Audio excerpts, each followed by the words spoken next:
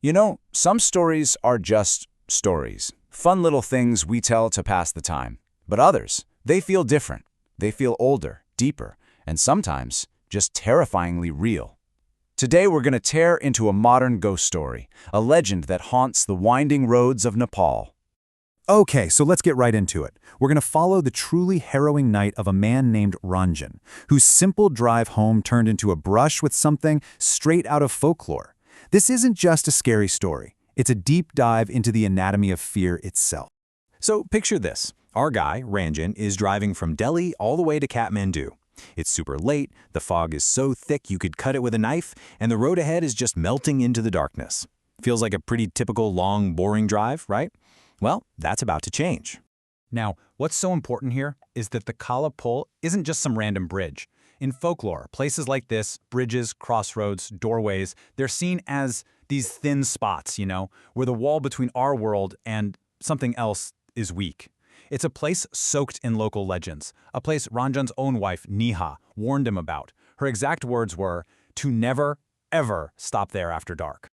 So as Ranjan is making his way across this bridge, his headlights are just useless against the fog, and then they hit something. A figure, just standing there completely still, right in the middle of the road. It's an old man. Ranjan, probably pretty annoyed, gets out of his car. But this old man isn't lost. He looks Ranjan dead in the eye and says, "Your wife was right. You shouldn't have stopped here." I mean, can you imagine? Instantly, this whole situation shifts from a simple delay to something else. This guy knows about the warning, and he tells Ranjan that a headless spirit, the murkatta, haunts this exact spot. And then, the old man gives Ranjan 3 very specific, almost ritualistic rules to survive. First, don't stop the car. Well, a little late for that one. Second, no matter what you hear, no matter what you feel, do not look back. And third, don't separate these coins. This is classic folklore 101. It's not just about running from the monster, it's about following the rules of its game. He presses a few old Nepalese coins into Ranjan's palm. And get this, they're smeared with that bright red sindoor powder. That powder is a huge symbol of protection and good fortune. It's basically a magical charm. And just like that, as quickly as he showed up, the old man disappears into the fog. Ranjan, totally freaked out, shoves the coins in his pocket and scrambles back to his car, his heart pounding. The real horror show starts a little further down the road. As Ranjan drives past the ruins of the old Darahara Tower, a famous landmark that was destroyed in the 2015 earthquake, his car just sputters and dies. Now that detail is so key because this is how folklore works. It weaves itself into real-world tragedies to give a face to a collective trauma, to explain the things we can't understand. So now he's completely stranded, no cell service, nothing but thick fog and a terrifying silence. He locks up his car and starts walking. But that silence? It doesn't last. He gets that prickly feeling on the back of his neck, that gut feeling that tells you, without a doubt, you are being followed. He stops. The footsteps stop. He starts walking faster. The footsteps speed up to match his pace. The old man's warning is screaming in his head. Don't look back. But the sound is so close now. What could possibly be out here with him? And then a sound slices through the fog. A bizarre, guttural whisper. He can't make out any words, but he doesn't need to. The malicious intent is absolutely crystal clear. He freezes. Whatever this is, it's not behind him anymore. It's right there. The dirt next to the path starts to move, to shift, as if something is clawing its way up from right below the surface. And then it happens. A blackened, decaying hand just bursts through the soil. Its fingers are clawing at the earth, pulling this grotesque shape up from what looks like a shallow grave. It's a headless body, and it's holding its own severed head in its arm. But here's the detail that is pure nightmare fuel. The eyes aren't in the head. They're embedded in its chest, 2 glowing, hateful points of light staring right at Ranjan. He has just come face to face with the murkatta.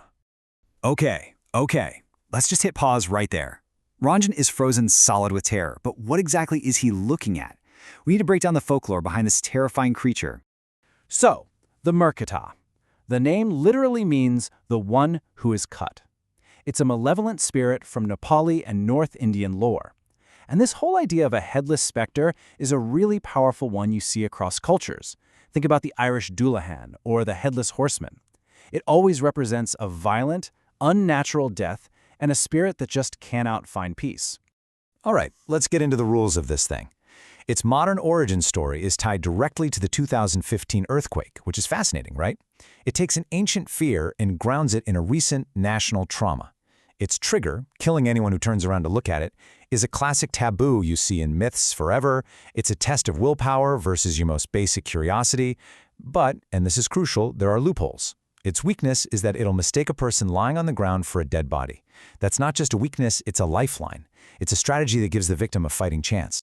Okay, let's jump back into the story. While Ranjan is having the worst moment of his life, his wife, Neha, is at home, getting more and more frantic.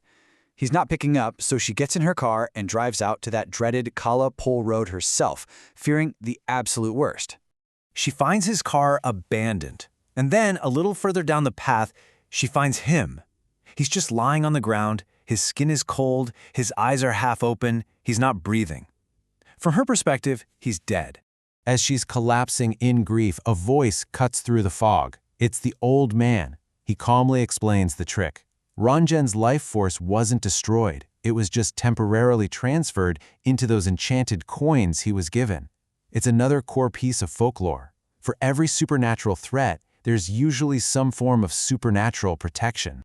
So here you see the two big forces at play. On one side, you have the murkatta, this evil spirit that exists only to cause harm. And on the other, you have the old man, a protector spirit who shows up not to scare, but to guide.